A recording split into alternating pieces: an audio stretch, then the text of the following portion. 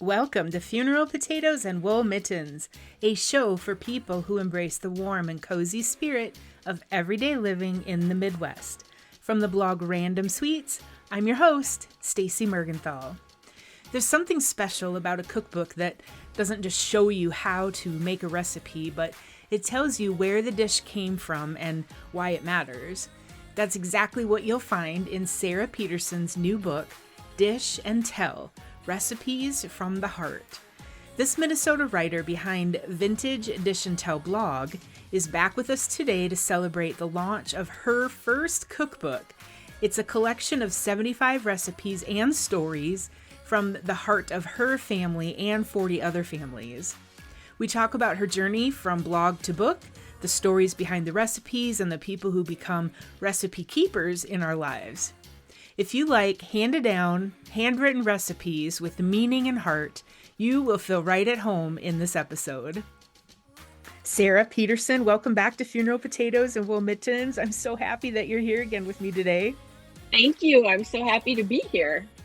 Your book, Dish and Tell: Recipes from the Heart, it feels like the kind of cookbook that I like. I know you do too, which is why you wrote it, but it's one that doesn't just share recipes that feed people, but there's also an emotional connection and stories and memories, and really talking about and reminding people that those moments are moments that matter. And that cookbook just came out this year in 2026. Yes, it just came out in February. And so before we really get into what we're going to talk about today, I just want to remind people that you were a guest on Funeral Potatoes and Wool Mittens. It was season 2. This is a couple years ago. Can you believe it? I had to look back. Season 2, episode 9, December 1st, 2023. And it's 2026 now. Oh my gosh, time flies. Yeah. So if you've listened to this one, or, then you've already met Sarah and probably already visited her website, maybe cooked or baked something from vintagedishandtell.com. and possibly already purchased her cookbook. I know I have a friend, actually somebody I've not met in person, but we message once in a while, and she mentioned that she's bought your book. And if they haven't listened, then they should go back and take a listen to that, because when we're finished with this one, because it's really fun to learn about your blog and how that came about and your cooking and baking. There's just a lot more to know about you than what we're going to talk about today, which is a lot going to be focused on your new book as a newly published author. Yay! So just tell us a little bit about yourself for people who have not met you yet. Sure. So my name is Sarah, and I am a lifelong Minnesotan. I live in the Twin Cities now, but I grew up in northern Minnesota. I've been a PR and communications professional throughout my career, but in about 2019, I started sharing more about my interest in cooking and baking on Instagram, and I started a blog. I really was looking for a project, like a passion project for myself, to share, something fun, share photos, share recipes. I was really drawn to like my grandma's recipes, my mom's recipe box.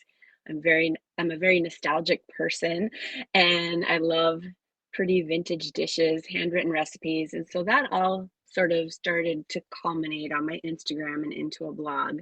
And I was doing that for a few years, and that's when I met you. And a big part of my writing has always been focusing on those cherished family recipes that are handed down through the generations. Like, I love recipes with stories behind them. So those were the recipes that I was sharing from my family as well as other families. And yeah, so I just did that for a few years, and then pitched it as a book idea. So Thank goodness. That's the short version. Right. And right, because there's so much that goes on behind it. Even self-doubt, right? Like anytime we do something, we think, oh, well, would people really be interested enough? And the rest of us are like, yes, please write that book, Sarah. So thank you for taking a chance on yourself and writing that book. Well, thank you. You've been such a great supporter throughout all of this.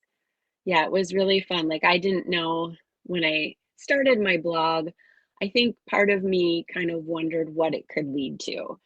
I've been doing PR and communications for a bajillion years, and thinking about, like, do I really want to do this till I retire? Like, what else is there?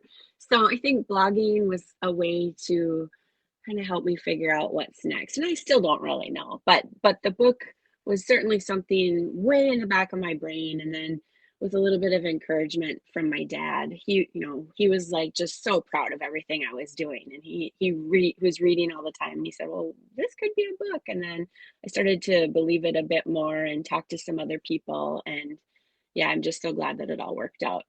Hmm. So tell us what the book is about and how people are going to use the book. Because it's part cookbook, Yes. part storybook. So, I know, like, there is a lot when I'm looking at it now, I'm like, "Wow, there are a lot of words in this book."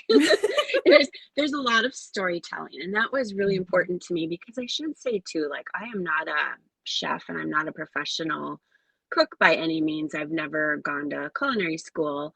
I'm a passionate home cook who loves to tell stories, and I love to tell stories in part because of my job being in PR and communications. So that's kind of what led to this cookbook too. Yeah, I just wanted to preface by saying that. So this book, it's a collection of 75 recipes and stories from my recipe box, but also other families. I interviewed about 40 other families, including you, Staci, and your mother-in-law, about the recipes that people really cherish in their families, the ones that they're most proud of, that maybe tied to a special memory or have been handed down through the generations. And so I include those in the book along with the story behind them. And that's where dish and tell comes from. It's like show and tell, but we're talking about food and memories. So we're doing a show and tell, but it's dish and tell. And so each recipe has the story behind it. I try to include pictures of the person who was first to bring it to the table, whether it was a grandma, a special aunt, um, I have handwritten recipe cards if I was able to track those down. It was really fun in putting this together because people dug through their photo albums and their recipe boxes and shared a lot of information with me to help me tell these stories and showcase them in the book. Hmm. What are you hearing from? So far the book's been out for, and we've had our hands on it for a couple months, really. What are you hearing from readers who already have it? What do people love about it? How is it making them feel? What are they sharing with you so far? Well, it's been especially fun to hear from people who say that, like, the design of the book and the photos, the stories remind them of their grandmas or make them feel Mm. nostalgic. And some of them are sharing those memories with me. And I had a reader reach out to me last week, and she was so thankful to me for promoting baking and cooking and the wearing of aprons and using like floral arrangements because I think she had happened upon my launch event at the Minnesota History Center where I had my grandmother's china teacups with the flowers inside them. And she just Hmm. thought that was so fun, like that people can use, these vintage pieces that they might have in a china closet and they can use them for in different ways. Also, use them as part of their daily meals. And she just thought that was really fun and that she thinks that people should do that more, that there's a culture that's hungry for that. So that was fun to hear from people like that who love, trying new recipes, but they're getting inspired to maybe dig deeper into their family's recipes and pull out some of those recipes and make them again or talk to their families about their food traditions and document them for the next generation. Yeah, that person that reached out to you, that reminds me of Liz Murphy from Betty's Antiques. So you introduced me to Yes. Liz Murphy, who owns Betty's Antiques in St. Paul. And she has her grand is it her grandma's caramel recipe in the book? Yes, Right. yes. Her grandma Betty, who her shop is named after. Right. Yes. And she and I did a podcast episode shortly after you and I did because you told me about her. And she encourages that so much. She inspired me to start just get out some of those antique or handed down pieces. Don't just let them sit in a cabinet or packed away, but to use them. And like you said, for Right. different uses, you used all those little teacups with the flowers on the tables. They are so adorable.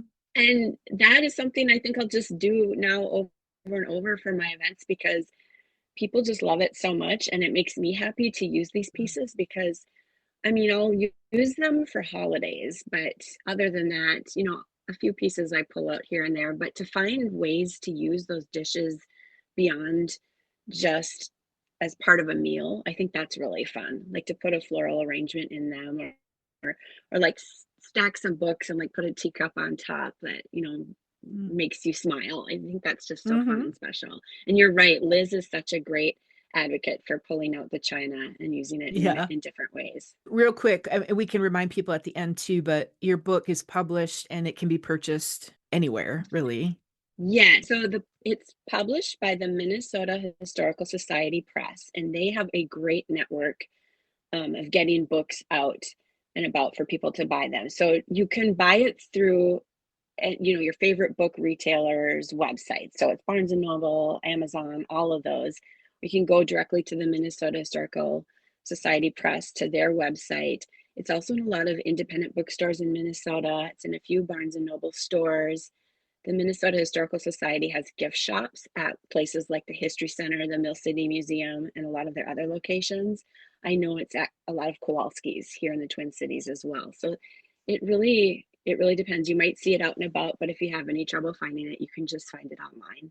I Hmm. was in New York this past weekend. It wasn't in any New York bookstores, but I was at Not like yet.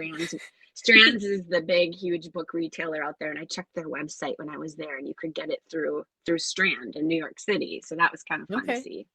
Okay. And when I came up to your book launch party with my sister Heidi, and we went library hopping Friday and Saturday before your event. And one of the libraries, and Fun. I'm trying to remember if it was the Hosmer Library or the St. Anthony Park Library. I think it was Hosmer. I had started saying why we were up there and that you had published this book. And then all of a sudden, the librarian was so interested in this book. And so she looked it up on their computer system and she said, "Oh, we already have it on order. We're waiting for it to come." I know that is so cool. It will be at libraries too. That's the interesting thing about having a book. I don't know how you get more information about where exactly it appears. I don't have like a really solid list, but I do Mhm. know that some of the libraries in Minnesota will carry it too, and Sure. that's really awesome, I think. Yeah, because if people are like me, where I like to check out a cookbook before I buy it, trust me, you'll check this out and you'll want to buy it because there's going to be so many earmarked recipes or post-it note recipes that you're just going to want the book. But That's a smart approach. well, let's talk a little bit about the book, Dish and Tell Recipes from the Heart, the actual, just the recipes. Like you mentioned that I have two recipes in the book. So I really am just so thankful to you for reaching out and asking that we share these two family recipes in your book. My mother-in-law, Marie Mergenthal, her dill pickle pasta salad is in there Love because it. I love that salad. My daughter loves that salad. I'm not sure if Sagen loves it or not, but we all like the salad. And then you can tell the story about how your family likes it. And then my grandma Janet's white cookie recipe, which her recipe and me learning alongside her, that happened in 2013. And I wrote about it for a magazine. And then in 2017 is when I first got asked to speak about that whole topic, like what we're talking about today, to bake or cook alongside and hand down recipes. And that was to a group of, it was in Pipestone, Minnesota for the Christian women's group, a little bit older demographic. So it was an amazing conversation about these ladies talking about their recipes and handing those down and how to remember to write the date on the card when you give it to somebody and share that little story. So to be able to come and have grandma's recipe and her story shared in here is just very special to my family. So I appreciate that. Thank you, Staci. So, and I'll just say, like, yeah, the recipes that I included, and this is where the title comes into. I really wanted to include recipes from the heart. Those recipes that have a story behind them because they're tied to a special memory or have been handed down through multiple generations. The ones that we just love. And when you were telling the story about your dill pickle pasta salad, I think I heard about it on your podcast first, and the way that you described it in Marie's story, and just her special method of soaking the pasta in dill pickle juice for an extended period of time to make it extra pickly. First, it just sounded like an amazing recipe. And Right. then I was totally smitten by Marie and her storytelling. And I'm like, this would be such the perfect recipe to make for my family. So first I made it, and then I'm like, of course I had to tell the story in the cookbook. But my daughter Lucy is a huge pickle fan, and she and her roommate Hannah from college is also a huge pickle fan. So I'd make it for them when they were at Gustavus, and they loved it. We would make it for their swim team potlucks, and I'd bring, a huge Tupperware container of it and it'd always be gone. The kids really, really enjoyed it. It's just so good. And like the perfect thing to bring to a potluck because it makes such a huge portion. And it's Mm-hmm. kind of unique too, like with the pasta, the pickles, the cheese, the cubed cheese, and then the I put cayenne pepper in it. I know that that's optional, but I think Mm-hmm. yeah, it's just such a flavorful, good salad and unique that it Yeah. always gets people talking and Uh-huh. then it's just delicious It, besides. it's funny that so the swim meet, one of the recipes in your book is from, and maybe there's more than that, but the one specifically that I remember is the buffalo chicken dip. And that one Yes. is from somebody who would bring it as a parent to those swim meets, to the big potlucks. And they talked about how they made these big batches and everybody asked for Yes. if they were bringing it. And then even some of the, um, it was girls, right? It was just a It girls was swim girls team. and boys. Oh, it No, was.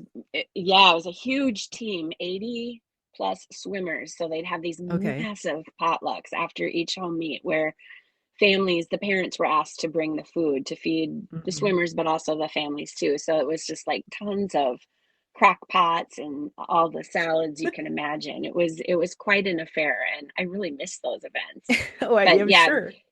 people would bring dishes that they were so proud of. And so yeah, that one, the recipe for the buffalo chicken dip, that family had this elaborate setup with one of those serving stations that has three crock pots that you'd Hmm. have, like you'd pull it at Thanksgiving or something. Yeah, I have one. Yeah, they'd have, yes, do you really? Yes, I I do. don't, It's like mashed but they'd potatoes in have, one, gravy in one, corn in yes. another. Yeah. Well, theirs would just be the buffalo chicken dip, and then they'd have vegetables and corn chips and things to go with it. I mean, it was Sure. just really, really nice and Yeah. something the kids looked forward to every time. Well, and I liked that they said that people would, some of the kids would take some home with them back to their dorm. I'm like, see, that's a great recipe when the kids are like, give me a dish to take with me. Yeah, they really enjoyed it. Hmm. And I think the dill pickle pasta salad rated right up there with that. I mean, there was a number of swimmers that loved pickles, so that's one thing. You gotta like pickles, but a lot Yep. of people are pickles are having a moment. Like I pickle know. pizza, everything's pickles lately. So Yeah. it was just very popular and fun to bring. And then I loved your family's passion for that recipe too. So I thought it was very fitting for this book. You said there's 75 recipes. One thing I noticed reading all the stories is I think so you interviewed 40 different families. So there's a lot of recipes in here that Yes. are yours and your family, that your story to tell. But those Yeah. 40 other people could also each individually, I think, probably have their own cookbook. There Yes, were and quite a some do. few. And yeah, and I was gonna say, I noticed two for sure that had written their own, either handwritten or maybe one of them wasn't, but I know one specifically said it was handwritten, of their own recipe Yes. books that they've handed down in their families. Yes, that was a really fun part of of writing this book, was talking to families about how they share, their family recipes or how they've recorded them over the years. Mhm. And I do have snippets in the book. I call them just for fun. So you'll see So those referenced throughout, where I try to capture some of that if people had put together a cookbook and how they did it. But I know like one for sure, Becky Brandt and her family. So her recipe is Becky's birthday cake. They actually, Becky and her mom collected a number of family recipes and published a book. So, you can work with various companies where you type up your recipes, you can incorporate photos, you can really put together a nice spiral bound piece to share with your family. So, Becky did it that way. But then, like Liz from Betty's Antiques, the one who has Liz, her grandma Betty's caramels are in the book. They did it a bit more informally, where I think they still typed up some of Grandma Betty's recipes and then layered in pictures of the handwritten recipe cards and photos and some stories, some memories about their grandma. And then they just went to like a FedEx or photocopy place and mhm. created more of a photocopied version, but still so special to have everything in one place. So Yeah. there are a number of ways to do Mm. it. And I think that was really cool. And then we learned too, like some people had a favorite recipe printed on a cutting board, some did it on a dish towel, I mean, there's so many things you can do if you have a special recipe in your family that you want to pass down. Or Hmm. you can just handwrite it on a recipe card and Yeah, give that to people as a gift too. That's really sweet. But it was right. fun to hear from people that had actually done cookbooks. How how did you decide? I mean, I'm sure you had more than 75. How did you narrow it down? Was there criteria that it had to meet? How did you decide which ones would go in and which ones had to go out? So, Couldn't go in. right. Well, I wasn't very discriminating at all. I just in the beginning, I'm like any recipe that has a good story and has some heart behind it. We all have recipes in our family that we make that we get off the internet, or maybe we got from a celebrity cookbook. These are Hmm. not those recipes. Like I really wanted the recipes that had some special meaning behind them. Over time, as I started to piece together the cookbook, I wanted to fill specific holes. Like I wanted to have a well-rounded selection of recipes. I think I've told you, like I could have done a whole book on desserts or cookies because Yeah. when you talk about favorite recipes in a family, a lot of people think back to their grandma's cookies or a special dessert. But then others started to crop up too, like grandmas. A lot of grandmas were known for a bread that they used to make. There are some soups that people really loved in their families. And but then I also sought out, like, do you have a special breakfast item? Is there a hot dish Mm. that is in your family? What are the traditions that you have at the holidays? And then I was able to better map out recipes that filled the table of contents. How about ingredients? Did you find any ingredients that you're like, I don't know what that is, or that it was hard to find? Well, one of the first recipes that I made with somebody was for cracked wheat bread. And I hadn't heard of cracked wheat. And I had to work with the recipe contributor to figure out like where to get that. And I'm sure you can get it at like a smaller food market. What do you call those grocery store? Like a specialty market. But she ordered it from a miller up in northern Minnesota, this specific cracked wheat. So that one Okay. was a little bit interesting, but I know you can get it. You just have to look a little bit harder. So it wasn't just like regular, flour. Hmm. Poppy seeds for the poppy kuchen recipe. It calls for so many poppy seeds. You'd have to buy them in bulk. You would if you went to the grocery store and bought the little containers, you would like wipe out the grocery store shelf to get enough poppy seeds to make the poppy kuchen, which is a German coffee cake, and it has this really luxurious layer of poppy seeds. So that one, I went to a Mississippi market in my town in St. Paul, but yeah, some place that sells poppy seeds in bulk, or you can go to the internet. I hate to go to the internet for stuff, though, Yeah. right?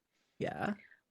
But otherwise, one other ingredient, the Easter pie recipe, which is a savory pastry that came from a family I met through my son's school. They make it every year at this time of year. It's like a half moon pastry filled with this peppery egg cheesy mixture. The cheese that they use is called basket cheese, and that's something I hadn't heard of. It's a mild white cheese, um, and it's seasonal, and it's at Italian markets at this time of year. So if you're in the Twin Cities and you go to Casetta's, they'll have it. Mm. But at other times of the year, it can be tricky to find. But there was a substitute that they gave me. Like if you can't find the basket cheese, there's another one that they used. Let me just Is it look it kind up of a here. mild flavor, or does it have a real distinct flavor that it's It's something a different? very mild cheese. If I you trust can't the find it, Italians. I yes, trust the Italians.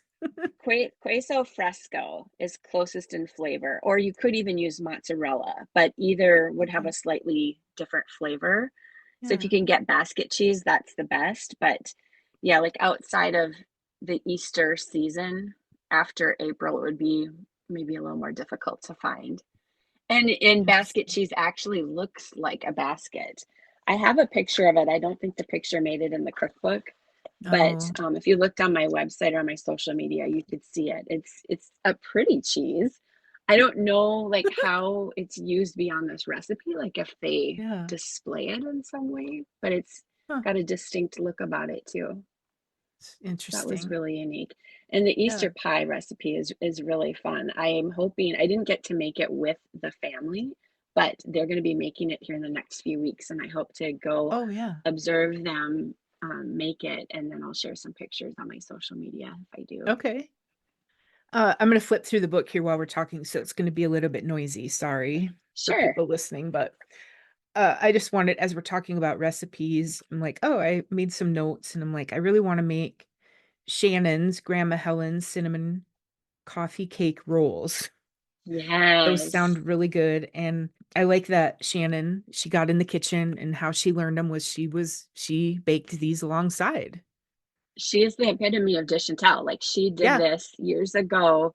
She went to her grandma's, and because her grandma probably, like a lot of families would just make these cinnamon rolls all the time over and over, but maybe didn't have a recipe written down to right. hand off to family. So Shannon went there one day and made them alongside her grandma and took, notes as her grandma was making them. So that was really cool. And then she allowed me to share it. And this is a recipe that Shannon now makes every year. I think at Thanksgiving, I'm pretty sure she still does this, but along with her sons, they'll make it like the day before Thanksgiving, and then they'll share them with neighbors and friends on Thanksgiving morning. Isn't that cute? I It think that's is. so That's very sweet. special. It's so Shannon too. Yes. So Jared Granley, Yes, he, that's my brother. that is okay. I didn't get that Yes. part. Jared's saltine cracker breaded walleye. That's so Minnesota. I know. And I had to include that because so our family is big into fishing, and that recipe, like it's just so simple and so good. Hmm. It's what it says it is. It's just saltine crackers, some vegetable oil, eggs, and of course walleye. You can use Hmm. it on other fish, and I think he even uses it on grouse. He makes grouse nuggets. Okay. But we love it on walleye, and it's something that my grandma Hilma made or had in her recipe box and made, long, long time ago, and it's just been in our family for years. And we're coming up on walleye season pretty soon, so very timely. Oh, okay. I'm not a fisher, so I wouldn't know that, but May I'll eat them. I just May don't the fish. second weekend in May is when Okay. it kicks off. I see that now where it's our mom. Okay, so and your mom, Carol, So in it the was her little just mom. for fun box, the best advice, Yeah. just to use Sundays to make a nice dinner like a roasted meat and slow down. That's a good reminder. Yes, and I was so glad Jared said that because that was a big thing in our family. Every Sunday we had Sunday dinner, Hmm. and I have not been so good about keeping up that tradition in my family. Jared does, I believe, and I think, I hope to get back to that tradition when my kids live closer to home and life slows down a bit. But I Yeah. just think that's so special to have that tradition where you all gather together. And even if you don't, like even if it's just me and Jay, I would love to have like a nice Sunday dinner with a meat roasting in the oven. Hmm. Yeah, and that is hard when the kids don't, I mean, my kids don't live that far away. They're half an hour and an hour, but it's still just out of schedule and it's just different Yeah, and to when I get was growing together, up, but it was very much a thing. Like every Sunday I'd wake up and there would be the smell of meat coming through the house, like hmm. roasting in the oven. And we would eat an early dinner, usually right at noon. And then my mom wouldn't cook supper later in the evening. Or, we just Yeah. have that big dinner on that day. And I didn't appreciate it as much when I was younger, but now I really look back on that and think, oh, that was so nice. And she would do the whole 9 yards with mashed potatoes and gravy, a little side salad, and then we would have dessert later in the afternoon at my grandparents. So it's just a nice Oh. tradition. And now, as a mom, you think that was smart to make one big meal in a slow cooker and all the sides, and then be like, I'm done for the day, and the leftovers are Yeah, there. yeah, and kind of a nice way to end the week, Hmm. just kind of relaxing in the evening on Sundays. She didn't have to cook or do dishes. Yeah. Okay, another recipe in here that this one I definitely want to try and would almost always have. Well, the heavy cream I don't always have on hand. But the chile cheese soup, that's Jeannie Thomas and Linda Yes. Thomas. Oh, that sounds so good and Yes. so easy. It is so good and so easy. And the way that I learned about that is so I had gone to Jeannie's house to make cracked wheat bread with Jeannie and her mom Linda. So that was a Okay. recipe that I knew I wanted to have in the book. And so while we were making that, they said, "Well, we're just going to make up this chili cheese soup because you got to have soup with your bread." What a perfect combination. So they were whipping Yeah. that up, and yeah, I just thought it was like a perfect thing to make and include in the book because they love this recipe, and it was just another one that had been in their family. And Hmm. it was cute when Linda was talking about it.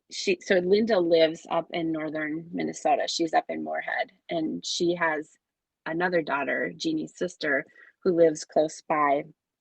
And they were talking about how when Linda makes this recipe, um, the her sister's son like will jump over fences to have it because it's just so good and something like that everybody in the whole family looks forward to. But yeah, it's pretty easy to make, and I think you could make it without the heavy cream, Stacy. I think you could use milk if you didn't want to use Yeah, the I cream. suppose you could, because it says half and half for heavy cream. And yeah, Jason drinks whole vitamin D milk, so I probably could use that. But Oh, I'm looking now at the story again, and it was actually so Linda had told us about when she made the soup. It was her granddaughter, Morgan.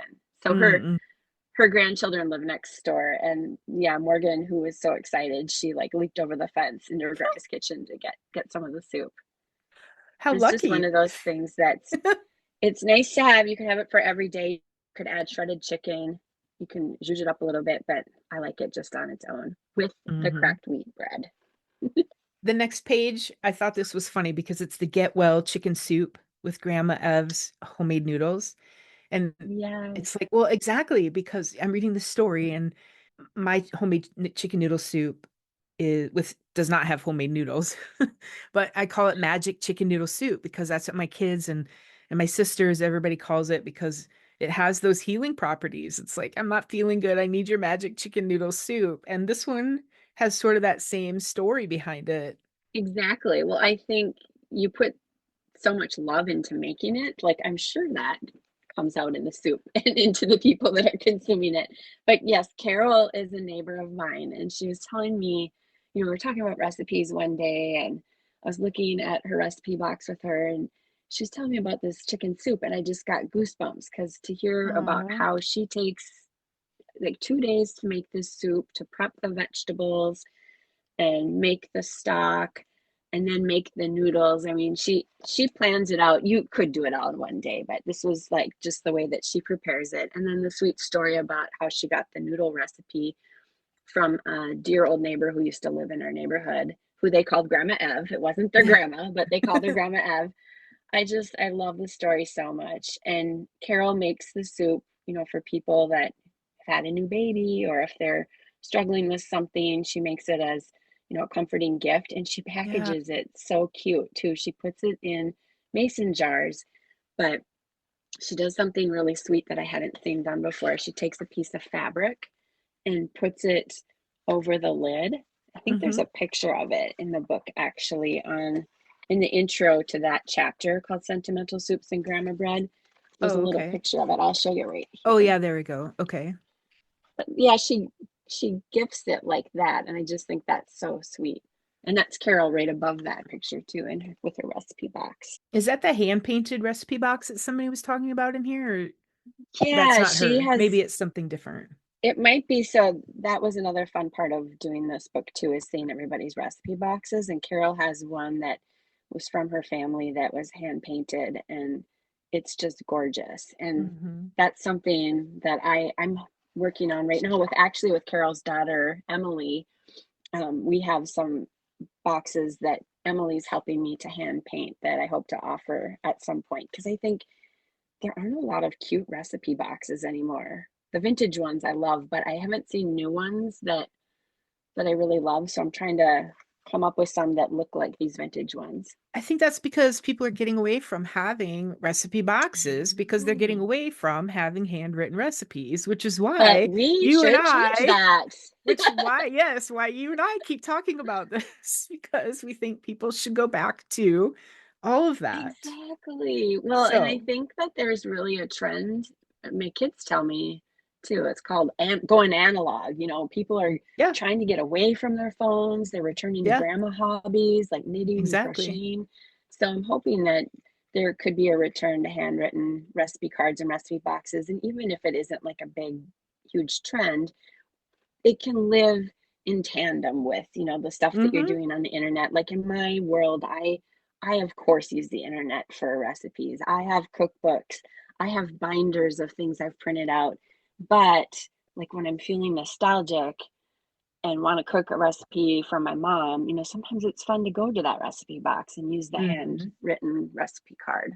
Yeah. And so I'm hoping that maybe we can return to that in some way and that people will be excited to maybe give a recipe box with some recipes to somebody in their family, or maybe they'll Mm-hmm. just use it to collect, the recipes that mean the most to them, their recipes that have hearts in their family.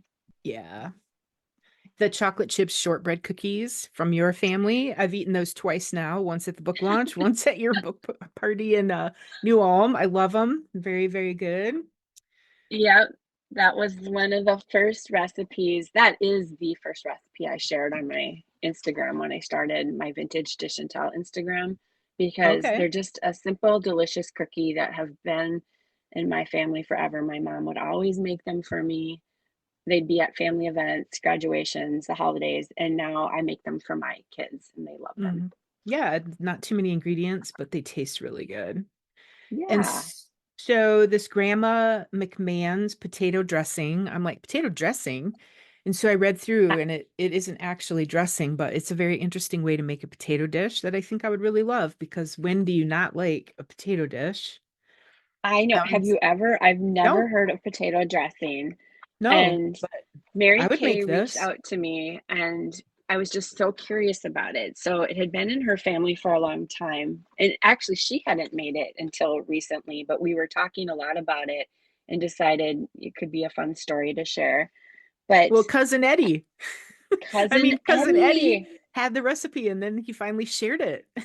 yes. And it's really interesting because you roast the potatoes or you put them in a roaster and you just kind of bake them or roast them for 4 to 5 hours and you end up with just this really velvety texture that, yeah, I'd never had anything like it. And for the cookbook, the picture that you see in there, I tried to make them look a little bit fancy. Not really, but I piped them. So, but you wouldn't have Yeah. to do that. You could just serve Yeah. them like mashed potatoes. But yeah, Well, and Mary you Kay you had could this great recipe. you could put the mashed potatoes in there like that and then kind of swirl or run your fork through them to kind of make those lines and the crispy little peaks, maybe? You Could you do totally that? could do that. Yep. Okay. And it was such a huge recipe. I think we cut it down a little bit, but it serves 20 to 25. So this version in here is pretty big that you could have at a potluck or a holiday, but you could even cut it Hmm. down further too. But what was interesting too is it includes beyond the potatoes and the butter, it has some onions and flour. You add in Yeah, a little flour, so that must give it that unique texture. right. And then, so the last two things, this cranberry fluff, I'm like, that is so Midwest, right? You cannot have a cookbook in Minnesota or about the Midwest Without without a fluff. fluff salad and cranberry fluff there from the Schumann family. Yes, so they're in St. Paul, and yes, I thought I there was one Thanksgiving where I really wanted a cranberry fluff, and I knew my friend Jason made it every year in his family, and he had talked about it. It's from an old community cookbook, where his family is from in northern Minnesota, and he lives in St. Paul now. But his Okay. his son makes it, and it's just been in their family. They have it at their Thanksgiving table every year. They cut the amount of sugar in it and it's not missed at all. It's still Hmm. delicious. And even they were at my book launch and he was telling me a story about one of the relatives that comes to Thanksgiving and just devours it and loves it so much. But it's just one of those things, yeah, like where it wouldn't be Thanksgiving without that dish, for that Right. family. And now it's one of those dishes that I have. So there's a lot of recipes in the book that are from other families that are now part of my family traditions. And cranberry fluff is one of them. I make it every year. Okay. And last but not least, on page 191, it's cheesy party potatoes. Yes, So, we have. funeral potatoes made it into the book. Well, Stacy, and I know that that's something that's near and dear to your heart too. We've talked about cheesy party potatoes, and goodness sakes. Right. It's part of your podcast title. But Right.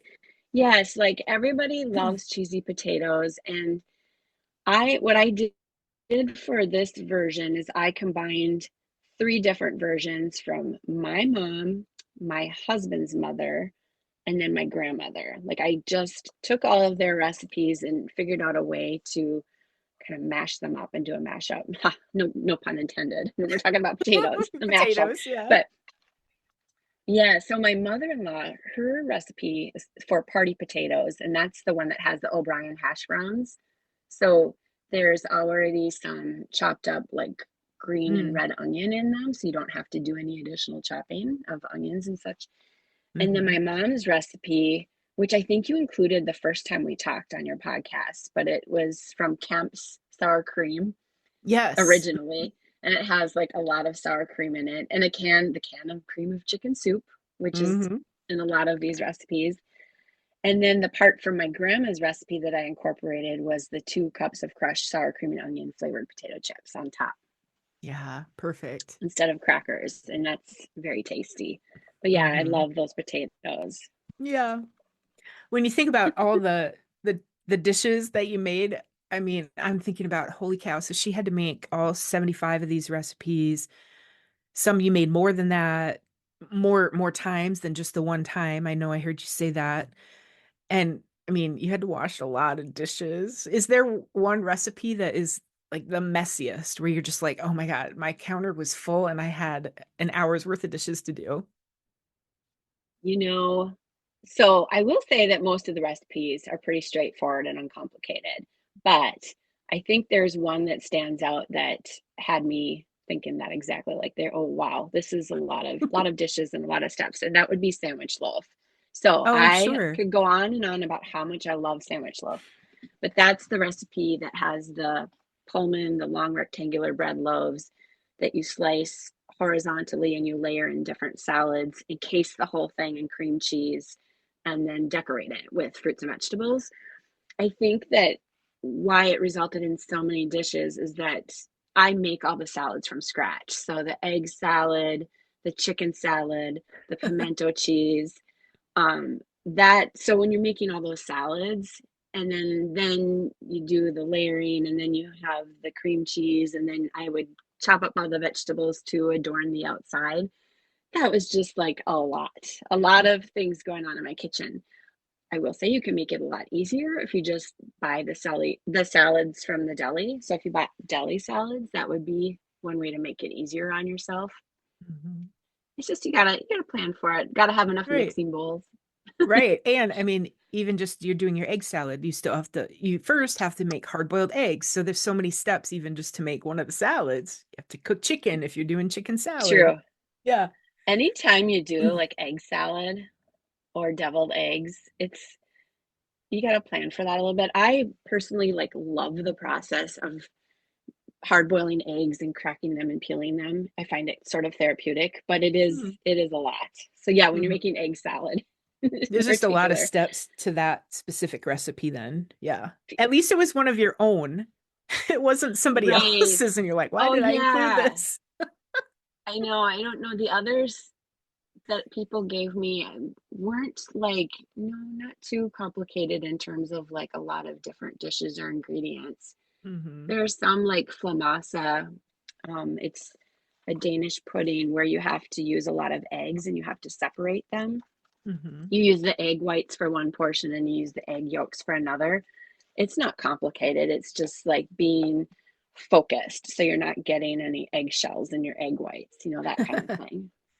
Well, let's talk a couple minutes about something sometimes people don't think about behind the scenes of publishing a cookbook. I just have a couple questions kind of about like your process. So, how long did it take from the idea and getting a publisher to finishing? And then I know that you had your dad got sick, and so then there was deadlines in there. Things got moved because your family was going through a lot at the time. And I mean, isn't that life? My gosh, you're Right. Yeah, I'm really thankful to the Minnesota Historical Society Press because they're extremely flexible.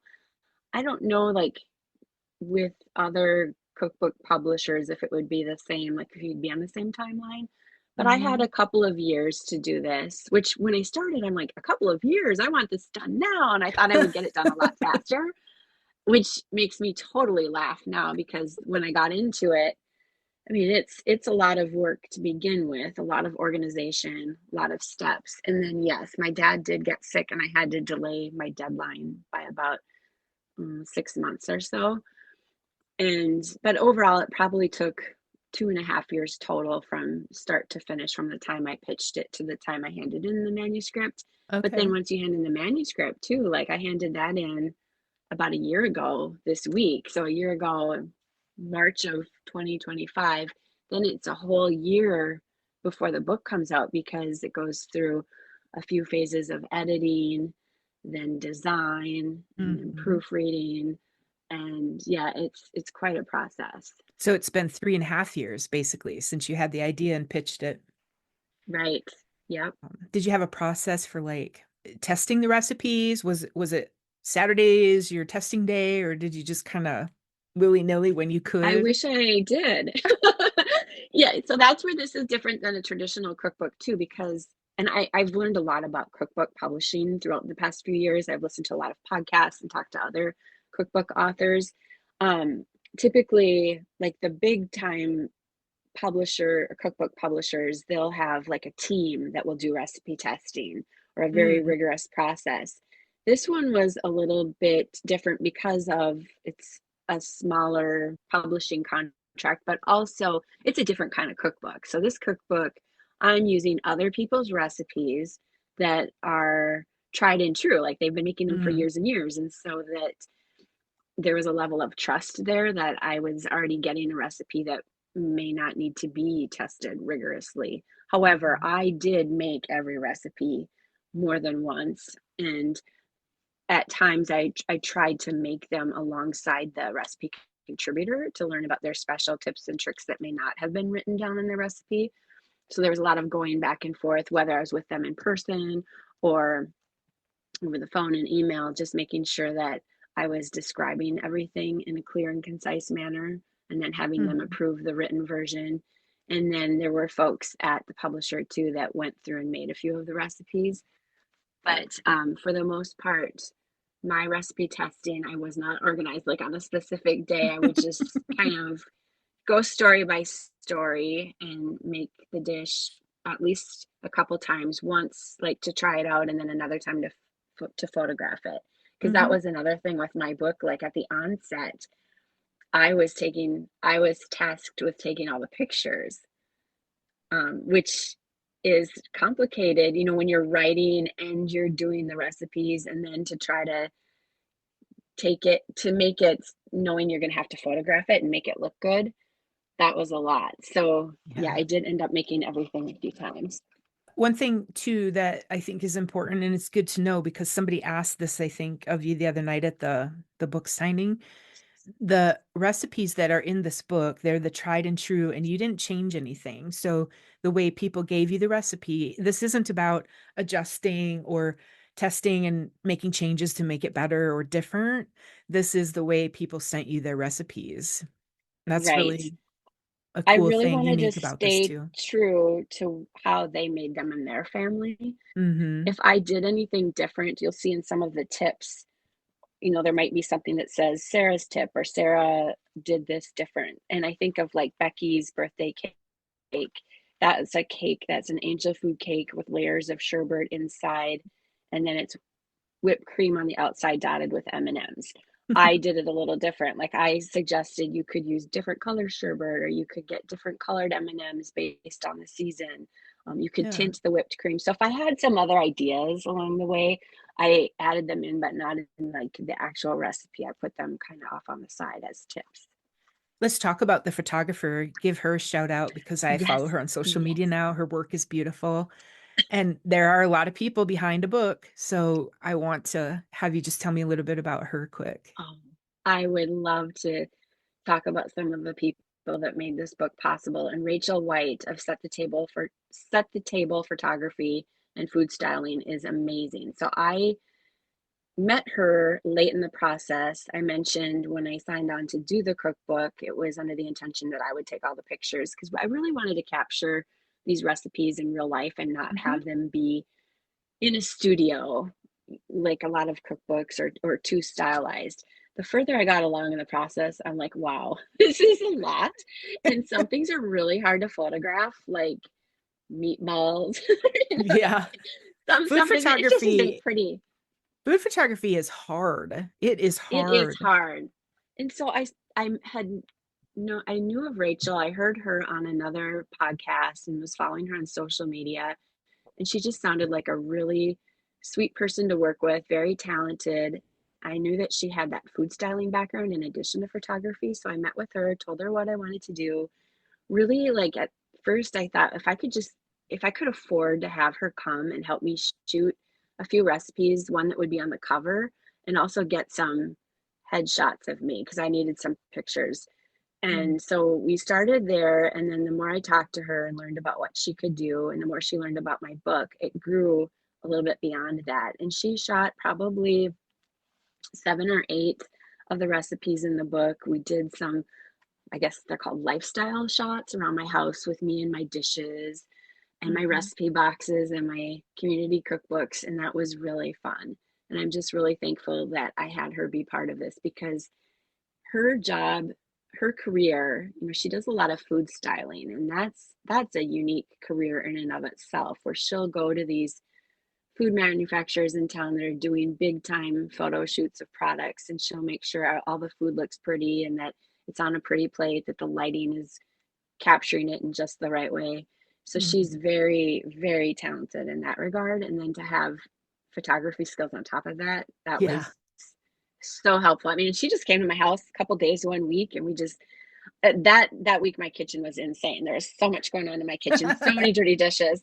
So I was Yeah. making all these things, and then we were styling them. And we were just grabbing plates out of my china closets and going outside, inside.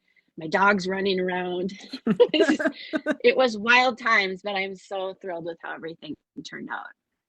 Yeah, it is beautiful like that. As I've been at a couple of your events now or given a book to somebody, they're just like, this is so pretty. It is a beautiful book. And I think the pictures are a big part of that. Exactly, because we're such visual people, especially when it comes to food. Heidi and I were just talking the other day about some of these gooseberry patch cookbooks. We love their recipes, but some of their books that don't have any photos, it's like a community cookbook where you're like, well, you're just not I mean, I love community cookbooks. Everybody knows that, but it's Yeah, just a different kind of when you're looking at them because they don't have the pretty pictures. I kind of like that, like the mystery of not having a picture. But yeah, that when we put this, but for this cookbook, I wanted to have pictures of the people behind the recipes Yeah. too, and the handwritten recipe cards and the dishes. And so Hmm. you also need, like, because it's a cookbook, you need the pictures of the finished dishes. And I realized Yeah. my talent in that area is a little lacking, or I just think the more I got into the process, I think I just got kind of worn down with trying to figure out new ways to style things. And that's where Hmm. Rachel swept in and just saved the day and helped me hammer out the last of the photos that I needed. And I'm so grateful for that. And then the other big part of the book that I think makes it so pretty is the designer. Sue Hmm. Everson works with the Minnesota History Center and the Historical Society Press. She's designed a lot of their cookbooks, and she does other books too, that aren't cookbooks. But she just captured exactly what I wanted to convey with this book. The way that she found different patterns that had a vintage feel, like the florals or the polka dots and the stripes. Yeah. I love that she found those patterns and that she incorporated handwritten recipes, and the way that she did the chapter intros. I think she used one of her mom's recipe cards as a template, and then she would like list all the recipes on that like vintage recipe card. I think that's just a really sweet touch. Hmm. So I think she did a fabulous job. And the color, I just love the color. It's so pretty. I mean, I'm such a pink girl. I think Sue, I was so grateful to Sue. Yeah, we went and had coffee after all of this, and I think I hugged her like 10 times. Just I was so grateful to have her involved and to design the book. Because I mean, yeah, the content of a book, but you could have this amazing book and nobody picks it up or looks at it because the photography or the design isn't there, it all comes Yeah. together. And I couldn't imagine a more perfect. This is just beautiful. The picture on the front with the cake, that plate. That plate is from my grandma Helma. So those were her everyday plates. They're Homer Laughlin, and I just love these plates so much. And at the last minute, Rachel, the photographer, was like, "We should put the piece of cake on one of these plates." And I'm like, "Yes, it's perfect." Yeah, and Yeah. so that's how that came together. I'm sorry, I had interrupted. What were you saying about one that you had fought for? So something that I had to fight a little for. So I had so many photos for this book of the people that gave me the recipes of their family. Like Mm, it was either like old family photos of the person who first brought it to the table or the family as they were making it through the years. And I really wanted to include a lot of those pictures, but in the layout, you can't do that on everyone. So some of them will show pictures of families on the actual recipes, but the way that we handled it is in the very front cover and in the back cover, we were able to mhm. work in a lot of these family photos, sort of like a yearbook Yeah, style, you know, um, like a scrapbook or a yearbook. So we just were able to include a lot of the family photos there, and that means a lot to me. So people can look in here and see themselves. you talk about the keepers of the recipes, and you and I are keepers of recipes, and many of the people that are in this book are. Talk a little bit about that importance and encouraging people to be keepers of, or making sure at least that there are people that are in your family that are keepers of the recipes. Yeah, so that's something I focused on, when I started my blog too, is I really wanted to pay tribute to those people in our families who hold on to the memories, the food traditions, the ones who are making the cherished family recipes at the holidays or for special family events. And often they're our mothers or grandmothers or aunts. They could be our dads and grandfathers too. But I just feel it's so important to honor those people, pay tribute to them, and then also like kind of acknowledge the people that are doing that now, like you and me and Mm. other people that are making sure that these traditions are passed down to the next generation. And you'll see in the cookbook, I do have a section called The Keepers where I acknowledge the women in my family that were the ones who handed down the recipes and food traditions. But I hope it inspires others to reflect on, who are the keepers in your family and make sure that you reach out and talk to them and learn about the recipes that are important. Get those recipes, maybe make them together with those keepers because you might be the keeper someday, Right. the one that hand Yeah. down those recipes. I really like that you included those little stories of each of those people in your family and then their photos. And you have been bringing them with you and at your author parties. And it just adds such a special touch. I hope you keep doing that because I think it's very personal. I like it. Oh, thank you. And Mhm. definitely, like when I am at an event and if we're sharing a recipe that isn't from my family, like say it's from your family, Staci, I will like love to share pictures of your family, whether it's you and Marie or you and your grandma Janet. I think Mm. that's so important to show the people Mhm. behind the recipes. So how does Minnesota, or the Midwest show up in this book? Are there regional ingredients or flavors like rhubarb, Yeah, you apple probably rhubarb? noticed the rhubarb.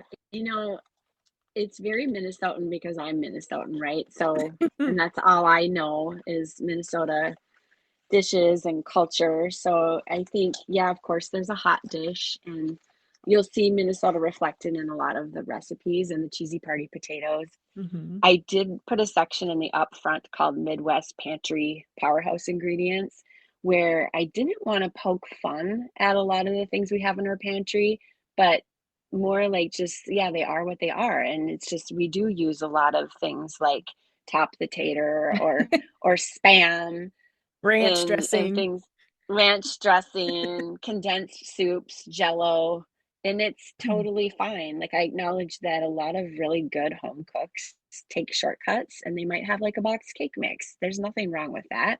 Or Mm-hmm. like maybe they use jello pudding and it's not it's not just for making jello, but it's used to give a special texture to certain baked goods.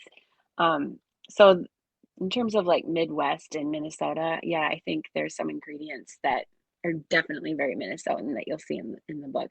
And when there's no spam in any recipe in the cookbook, but I do use a can of spam to cut the Mm. Aunt Sally cookies, the molasses cookies with the white, that kind of the icing that hardens on them. They're in a very specific shape that is the shape of a spam can. Hmm. Yeah, and for those people that don't know, Spam is made, is it by Hormel in Austin, Minnesota, I think. Yes.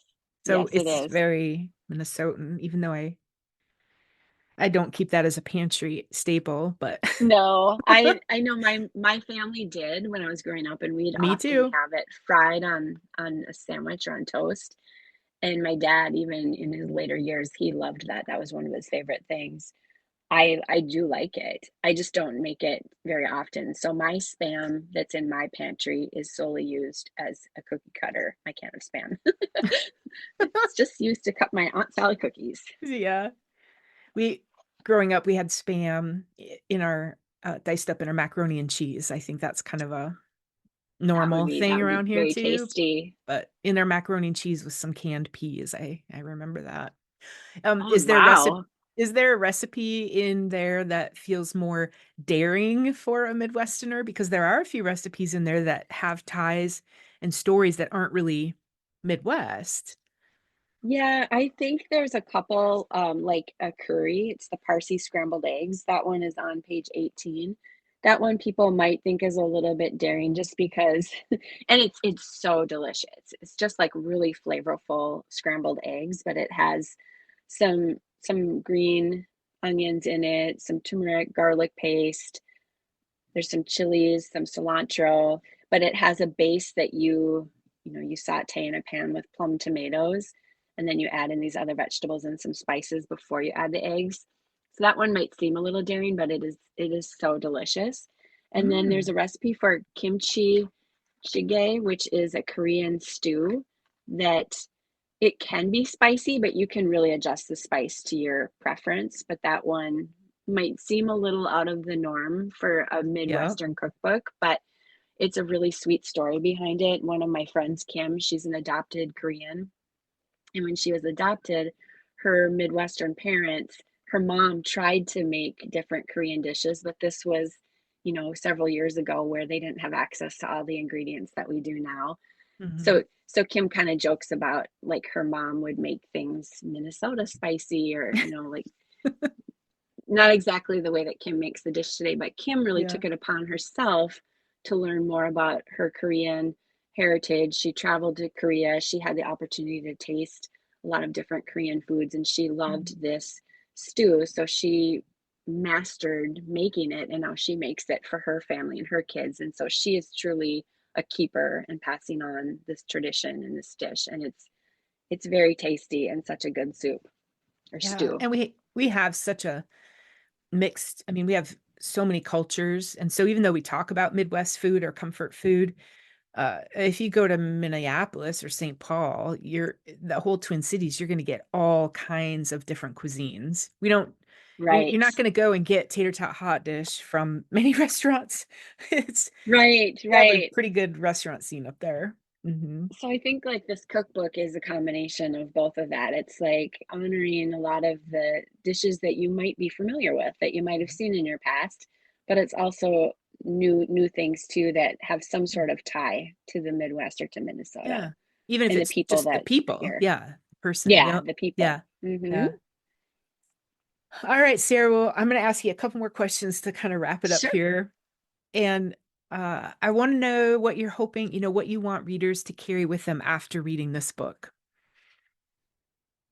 I think I really want people to maybe find a recipe that is familiar to them, or try something new. So definitely like try some recipes, but also I just really want people to be inspired to talk with their families and their loved ones about the recipes that mean the most in their families and to document those recipes, maybe make them together. So really get people talking and be inspired and want to cook and bake together Okay. some of these recipes that have the most meaning in their families. And I don't know what's next for you. I'm sure if I asked if you're going to write another book, it's too soon, kind of like when you have a baby and you're like, I'm never doing that again. And then Right. the pain wears off and you're like, I'm going to do it again. But I think so. You tell the story about your dad. So he had cancer, right? And he Yes. died Yep. during this process. Yes. And he was a huge supporter and lover of you. And he would send you photos from his iPad of what your mom was cooking Yeah. for him every day. And he journaled that or sent to you. The whole story Nice. behind that is so sweet. And I thought, well, that could be her next book. I think she and her mom should sit down Oh, and write a book I and include those know. photos and those notes from your dad. And I'm sure the recipes that Carol made were delicious. But that's my idea for you. I Oh, know you've I also love that talked, you get that idea. I've also heard you talk about wanting to, just help families capture their recipes and stories. So I was just wondering if you're out working on promoting the book and stuff right now, but do you have another project in Yeah. mind yet or? Well, I don't have anything official. So one of the unexpected things of this book has been the interest in doing author events like the one that you came to last week at a Hmm. bookstore. So I'm kind of writing that up for a little bit, talking about the book and doing these events where they're a bit more interactive than a typical cookbook event, I guess, because I'm asking people to come with one of their recipes written on a handwritten card, or maybe they're sharing a recipe from their family. Maybe they're actually bringing the dish. So, more of a potluck kind of event. So, these dish and tell events, I'm going to ride these out for a bit and talk to other people about the recipes.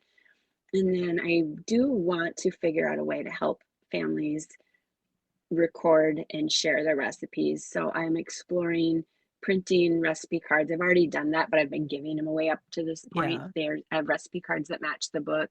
And then I'm working with a friend to do some hand painted recipe boxes. So that excites me. And then I just I can help to tell by do your more. smile, just the way you're I talking about it. know. Yeah. I hope that people are interested in those things. Okay. And then I do want to do more storytelling. I don't think I don't have another book in the works by any means, but maybe Hmm. doing more with my Substack and blog and going back to that and just doing more in the moment sharing. I Hmm. that when you write a cookbook, you work on it for so long and it takes so long for those stories to get out there, which I love. Like I love having a book.